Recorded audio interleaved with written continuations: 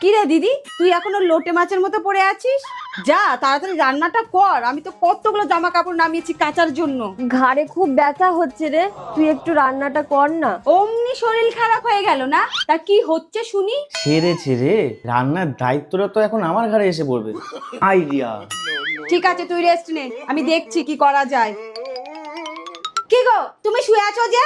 শরীরটা খুব খারাপ লাগছে, বিছানা থেকে উঠতে পারছি না। ও, অমনি তোমারও শরীর খারাপ হয়ে গেল তাই না? ওঠো ওঠো বলছি, তাড়াতাড়ি যাও রান্না করতে। ধুর, কেন যে আজকে বাড়িতে রইলাম কে জানে। আমার হয়েছে যত জ্বালা শালা, কপালটাই কয়লার মতো কালা। দিদি, এই দিদি।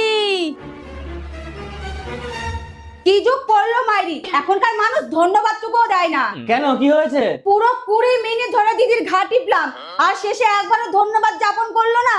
আচ্ছা, মানুষ কি পা দিয়ে টিপলাম, তারপর থেকে আমার সাথে আর কোনো কথাই বলেনি। এমন বাজে মেয়ে। কি বৌমনি, ও বৌমনি।